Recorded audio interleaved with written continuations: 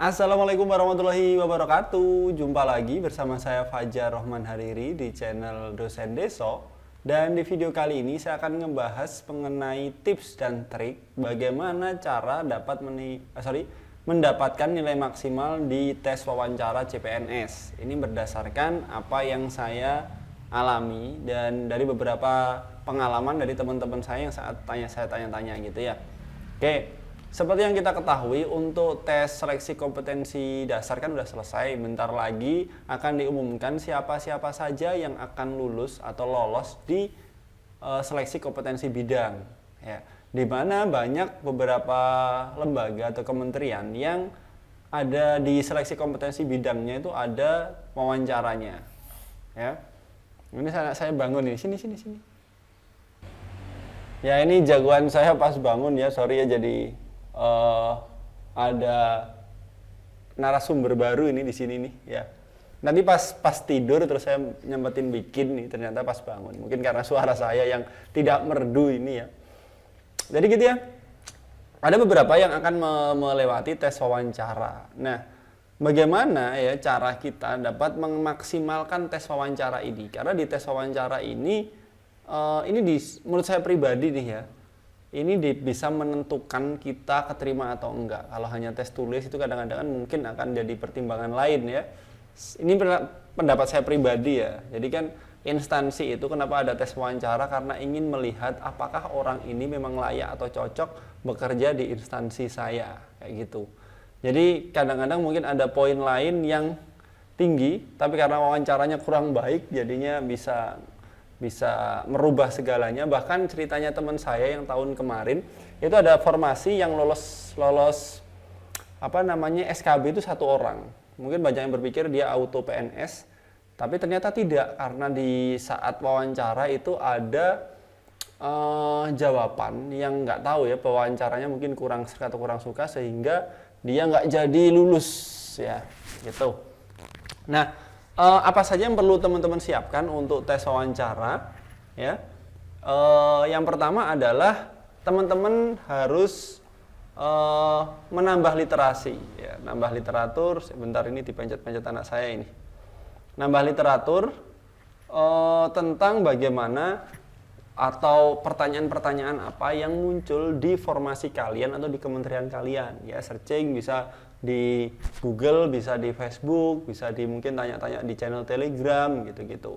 Dan untuk pertanyaan-pertanyaan, siapkan jawaban untuk pertanyaan standar. Misalkan saya bahas di video saya sebelumnya ya, kayak pertanyaan kenapa ingin jadi PNS gitu-gitu kan pertanyaan standar, pertanyaan umum. Nah, itu mulai disiapkan jawabannya dari sekarang gitu.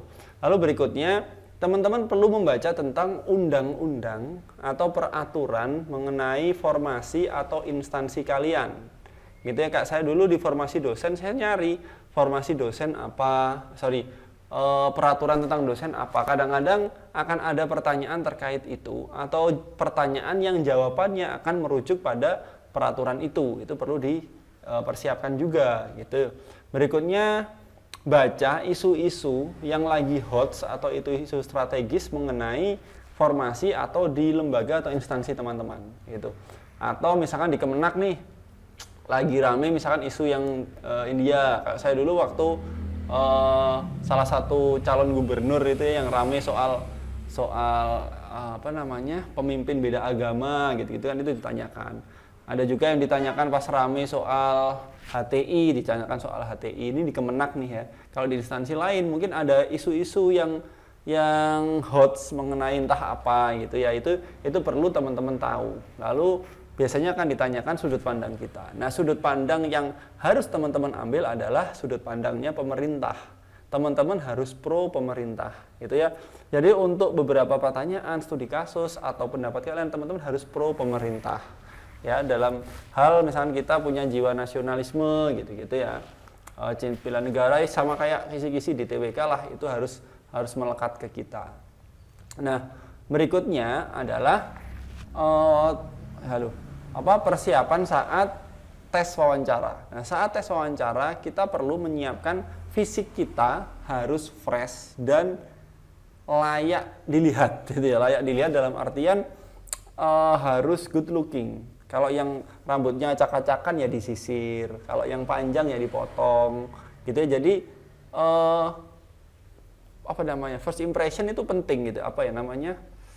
Apa itu namanya? Kesan pertama ya. Kesan pertama itu penting karena itu nanti akan ngebawa. Saya punya pendapat bahwa itu akan ngebawa moodnya si pewawancara. Gitu. Saya juga menyiapkan nih. Saya biasanya yang nggak rapi itu saya waktu wawancara ya rapi gitu ya, rapi. Terus ini pendapat dan pengalaman saya atau pendapat saya pribadi sih, pakai jam tangan ya. Ada yang berpendapat bahwa kalau pakai jam tangan kan orangnya menghargai waktu. Itu pakai aja jam tangan. Saya dulu pernah di waktu wawancara di Telkom, alhamdulillah dulu kan sempat apa namanya, ada pengalaman magang di Telkom. Itu ada tesnya wawancara, saya juga pakai jam gitu. Jamnya padahal jam mati.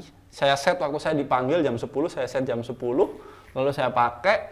Lalu ya pokoknya biar kesannya saya pakai jam, orangnya menghargai waktu gitu. Padahal ya enggak banget gitu. Lalu itu ini saat teman-teman datang ke pewawancara, kalau memang teman-teman punya apa namanya waktu atau punya bentar, punya apa ya, pokoknya gini, kalau teman-teman datang itu disalamin gitu, disalamin lalu senyum ya, senyum, sapa dan senyum si pewawancara gitu ya. Kalau memang teman-teman nggak punya pendapat, nggak misalnya lawan jenis itu ya, nggak salaman gini ya, salaman gini nggak masalah, yang penting salam, sapa dan juga senyum. Karena apa? Karena senyum itu senyum itu nular ya, senyum itu nular. Nah, saya senyum gitu kan, orang akan ikut senyum, dan senyum itu akan membawa aura positif, sehingga waktu orang mewawancarai kita, aura positif yang ada di dalam orang tersebut itu penting banget. Itu. Lalu berikutnya jalin ini apa namanya, bersilaturahmi dengan para peserta yang lain. Ya, saya dulu gitu. Jadi saya waktu tes wawancara itu teman saya banyak, padahal ya baru kenal di situ. Saya duduk di samping orang, saya ajak ngobrol, saya ajak omong-omongan, saya ajak ngobrol, saya ajak omong-omongan gitu-gitu. Saya ajak omong-omongan, akhirnya kenal, deket ya, meskipun dia baru kenal karena mungkin kita ngerasa satu perjuangan gitu ya. Jadi apa namanya, saat orang habis masuk terus dia keluar, dia keluar itu saya nanya, gimana tadi di dalam, ditanyain apa, ini. Nah, saya siapkan. Oh, karena kalau sudah ada bonding, ada kedekatan, orang kan cerita ya enak ya. Saya waktu habis di dalam ditanyain di luar, ya saya cerita apa adanya. Toh saya berpendapat bahwa rezeki sudah ada yang ngatur gitu ya. Mau orang itu tahu, soalnya kalau di dalam misalkan Allah berkehendak lain kan dia juga nggak akan bisa lolos kan gitu. Jadi saya juga sharing aja, saling sharing. Kalau kita sharing ke orang juga akan gampang sharing ke kita kan gitu. Jadi situ jalin relasi dengan para peserta yang lain, dengan kandidat-kandidat yang lain gitu. Jadi tanya aja. Saya dulu sama saingan saya satu formasi juga saling memberikan informasi. Gimana tadi di dalam ditanyain apa? Tanyain ini. Ya udah, kalau saya tahu itu saya siapkan. Jadi ada beberapa hal yang kadang belum saya siapkan ya. Saya nggak tahu, langsung saya siapkan. Kayak ada micro teaching, orangnya habis micro teaching, tadi ditanyain apa ini. Waduh, di slide saya belum ada nih. Langsung saya tambahin gitu-gitu. Terus tadi di dalam ditanyain apa soal ini sejarahnya Pancasila, itu pernah ditanyakan nih, itu ada. Lalu ya saya searching sejarah Pancasila, oh kayak gini, saya hubungkan, nanti kalau saya ditanya seperti itu saya akan ngejawab seperti apa gitu. Jadi saya sudah di luar sudah punya banyak bank soal pertanyaan, karena saya punya banyak teman, banyak orang yang saya tanyakan gitu. Saya tanyai, tadi gimana, gini. Oh iya, tadi saya sharing, akhirnya alhamdulillah saya bisa menjawab dengan lancar. Jadi gitu teman-teman. Ya, ini ada sisipan teman-teman. Tadi pas bikin video itu sempat lupa, ada satu hal yang belum saya sampaikan. Jadi ini saya sisipkan di tengah. Nah, saat wawancara, saat teman-teman ngobrol atau ngomong dengan pewawancaranya ya, tatap matanya. Jangan kok kita ngerunduk atau melihat ke atas, apalagi muter-muter gini juga jangan ya. Jadi tatap matanya. Jadi harus ada kontak mata. Kalau teman-teman nggak pede dengan itu, ada tips, biasanya orang-orang suruh melihat di sini di tengah-tengah di antara mata gitu ya. Kita fokusnya di sini tuh, nanti dari sudut pandang yang diajak bicara itu kesannya kayak ngelihat mata. Nah, itu perlu latihan juga. Jadi sekarang mumpung masih ada waktu, setiap teman-teman ngobrol sama orang, tatap matanya. Ya, tapi hati-hati sampai suka ya nanti ya. Jadi biasakan dari sekarang kalau ngobrol tatap mata, kamu tatap mata gitu. Dan juga persiapkan mental. Mental itu sangat penting ya. Dan jangan hafalan, tapi misalkan sudah menyiapkan jawaban-jawaban atau apa-apa itu jangan hafalan, tapi benar-benar dipahami konteks dari suatu soal atau suatu hal yang sudah kita baca sebelumnya, gitu ya. Oke, kita lanjut. Lalu ini siapkan satu cerita. Kalau misalkan ini ya, ini pengalaman saya, satu cerita yang mungkin berdasarkan pengalaman teman-teman itu sangat inspiratif atau berharga atau gimana lah gitu. Jadi saya sempat dulu waktu saya kan di formasi dosen ya. Saya ditanyain kan awalnya kenapa ingin jadi dosen. Oh, ngetrik ini juga sih. Saya ngomong, saya ngomong ya alasan kenapa saya ingin jadi dosen karena yang ngomong ini dulu guru saya SMA, tapi karena saya di Kemenak yang ngetes orang Kemenak, saya ngomong salah satu ustadz saya dulu ya, itu bukan guru ya, padahal ustadz kan ya sama aja ya, saya nggak bohong ya, cuman kesan guru dan ustadz ini kan sudah berbeda kan gitu ya, diksi yang saya pakai, jadi pemilihan diksi itu penting. Ustadz saya ngomong bahwa pengajar itu adalah salah satu jalan menuju surga, beliau bilang gitu dulu guru saya. Kenapa? Karena ada 3 amal, menurut agama saya, agama Islam ini kan ada 3 amal yang tidak akan terputus meskipun orang itu meninggal gitu. Yang pertama adalah amal jariah, ya kan, ilmu bermanfaat, amal jariah, lalu anak soleh yang mendoakan. Nah, saya pengen jadi dosen ini supaya ilmu saya bisa bermanfaat, supaya ini saya pokoknya yang bagus-bagus lah saya omongin, gitu. Terus sebelumnya ditanyain, menurut Anda dosen itu apa? Nah, karena sebelumnya saya sudah membaca tentang aturan atau undang-undang tentang mengenai dosen, di situ ada deskripsi dosen itu apa. Saya jawab, dosen adalah bla bla bla sesuai dengan rujukan saya, undang-undang itu, lalu saya tambahin. Jadi mentransformasikan ilmu pengetahuan bla bla bla gitu, set gitu. Lalu saya ditanya-tanyain terus sampai pada Anda nggak cerita pengalaman saat Anda mengajar gitu, yang mungkin yaitu berkesan. Saya cerita. Ini mungkin saya akan sharing ke teman-teman ya. Mungkin teman-teman bisa mulai berpikir cerita apa ya gitu, yang mungkin akan merubah pandangan wawancara terhadap kita. Itu saya kadang berpendapat bahwa mungkin karena cerita itu orang itu meluluskan saya gitu. Jadi saya dulu ngajar di salah satu kampus swasta di Kediri ya, saya aslinya kan Kediri, cuma sekarang di UIN Malang. Nah, saya dulu pernah ngajar ya, ada kelas, saya masih ingat kelasnya itu kelas B. Kelas B, saya ngajar, saya kan ikut stand up comedy. Jadi saya kadang ngelawak, ngelucu di kelas. Nah, ada satu anak, itu namanya Ahmad Habibi. Ya, Muhammad Habibi, Muhammad Habibi, saya masih ingat namanya. Nah, dia itu duduk di belakang, duduk di bangku paling belakang di sebelah kiri. Sampai sekarang ini masih ingat saya ini. Terus pakai jaket gitu, pakai jaket sininya ditutupin gini. Ya, saya ngajar itu dia nggak merhatiin, dia buka laptop terus nggak tahu asik dengan dunianya sendiri kayaknya ya. Lalu saya kan nggak bisa marahin ya, mahasiswa yang kayak gitu-gitu, saya nggak bisa karena memang nggak bisa marah di kelas gitu. Dan mungkin karena mikir saya dulu juga kadang-kadang nggak merhatiin dosen, mungkin saya kualat gitu ya. Jadi mikirnya gitu. Nah, si dia tuh nggak memperhatikan gitu. Nah, yang bikin sedikit sakit hati adalah saat saya ngejokes ya, ngelucu, yang lain ketawa karena dia tidak memperhatikan. Dia kan nggak ketawa nih, anjir kok nggak memperhatikan saya ya gitu. Saya kok selain itu juga waktu ngajar kok nggak memperhatikan. Saya kayak aduh, rasa nggak enak kan kalau pengajar tidak diperhatikan, kan rasanya nggak enak. Meskipun yang lain memperhatikan, cuman ya satu anak ini nih yang enggak tuh. Nah, saya di hati kayak berpendapat saya akan merubah orang ini nih. Saya dalam tanda kutip ada dendam kecil gitu kan. Nah, saya cari tahu nih si Habibie ini, saya cari tahu ternyata memang di sudut pandangnya dosen-dosen anak ini kurang bagus gitu ya, Nah, saya cuma berpendapat ada alasan kenapa siswa itu tidak memperhatikan, kenapa siswa itu nakal, kenapa siswa itu nggak pinter di akademik. Saya percaya bahwa pasti ada alasan di balik itu kan gitu. Kita nggak bisa langsung nyalahin siswanya atau mahasiswanya, kan nggak bisa. Ada si kecil lagi nih. Ini lagi makan jajan ini. Lalu suatu saat itu di kantin si Habibie ini kan lagi nongkrong nih. Ya saya deketin si Habibie, saya duduk di sampingnya, terus saya ngobrol-ngobrol, saya tanya-tanya sampai dia bercerita tentang dirinya.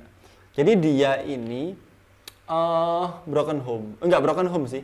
Ibunya meninggal. Jadi dia dulunya itu pinter. Dia hidupnya dulu di daerah timur ya. Di sana itu nilai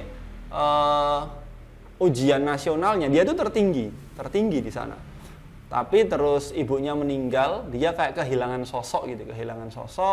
Lalu bapaknya nikah lagi, dia ikut mbahnya, dan bahkan kalau dari sudut pandang saya itu dia lebih nyaman di luar rumah daripada di rumah gitu. Jadi dia itu kadang-kadang pagi itu sudah ada di kampus, ngenet tapi ya di kuliahnya tapi telat-telat kadang nggak masuk gitu. Padahal di kampus. Lalu pulang pun dia juga sore banget ya ngenet di kampus gitu. Terus saya tuturin, saya nasihatin, saya kasih tahu, saya omongin bla bla bla bla bla sampai titik di mana terus dia sadar terus ngomong, "Ya ini Pak, saya itu butuh orang-orang kayak gini." gitu. Itu yang langsung nusuk ke hati saya bahwa ya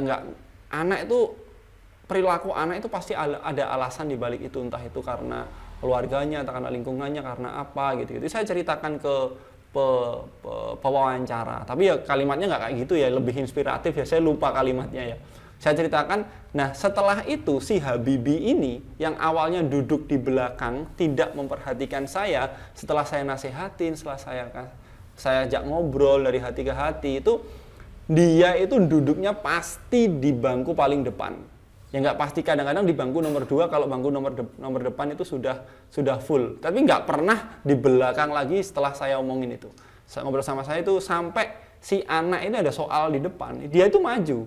Dia itu sampai maju ke depan untuk ngerjakan, sampai temennya itu sampai, "Ya ini Pak, seumur-umur ya Pak ya, selama ini Habibie maju ngerjakan soal, ya ini Pak." Itu sampai temennya kayak gitu. Jadi bener-bener saya sadar, akhirnya kan ditanya lagi sama pemain, terus kalau begitu menurut Anda dosen itu apa gitu. Terus saya tambahin, jadi jawabannya sebelumnya hanya mentransformasikan ilmu pengetahuan melalui riset bla bla bla, itu kita juga mentransformasikan nilai-nilai akhlak, moral.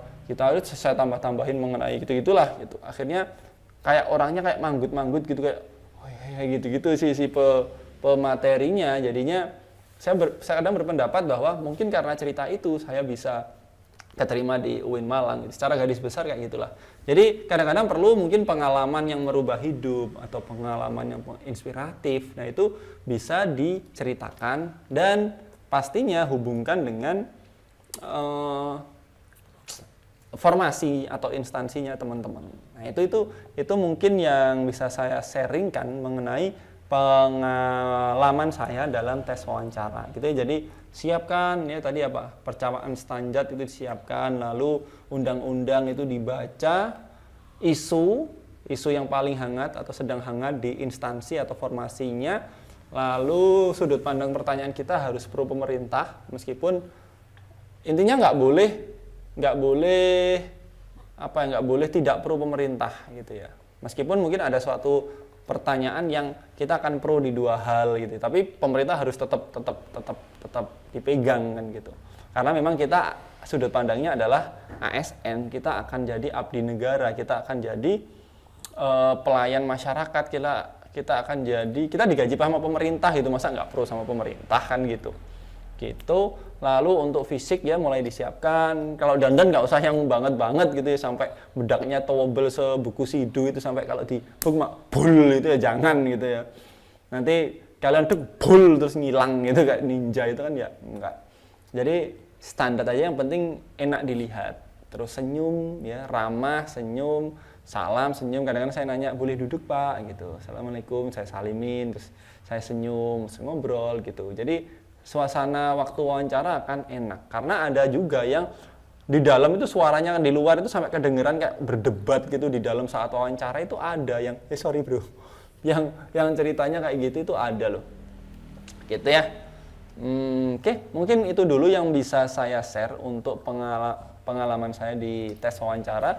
Semoga teman-teman yang akan melaksanakan SKB ya, yang akan melalui beberapa tahapan kan macam-macam ya, itu bisa lulus, bisa lancar, dimudahkan saat menjawab. Oh ini lagi, jangan, saya sempat ngomong di video saya sebelumnya, jangan sampai diem lebih dari 3 detik atau lebih dari 2 detik. Jadi si pewawancara ngomong langsung jawab, ngomong langsung jawab, ngomong langsung jawab. Nah ini, manusia itu kayak tikus, apa yang keluar itu akan sesuai dengan apa yang ada di dalamnya, gitu ya. Sekarang jadi perbanyak literasi, ya, baca isu, mau baca buku, mau baca novel, mau baca kritik atau apa, yang penting wawasan teman-teman harus banyak, sehingga pembendaharaan yang ada di dalam kepala itu juga banyak, sehingga saat ada pertanyaan ini, wah kalian bisa menimpalin langsung set gitu. Jadi jangan kayak terus mikir bingung, itu jangan, itu ya. Oke, gitu teman-teman, semoga video ini bermanfaat. Yang belum subscribe silahkan di subscribe, bilang if subscribe. Oke, saya Fajar Rahman Hariri. Namanya siapa, Semen? Namanya siapa? Kaif, ya. Terus bilang apa? Pamit bilang apa? Pilih pamit. Assalamualaikum. Waalaikumsalam.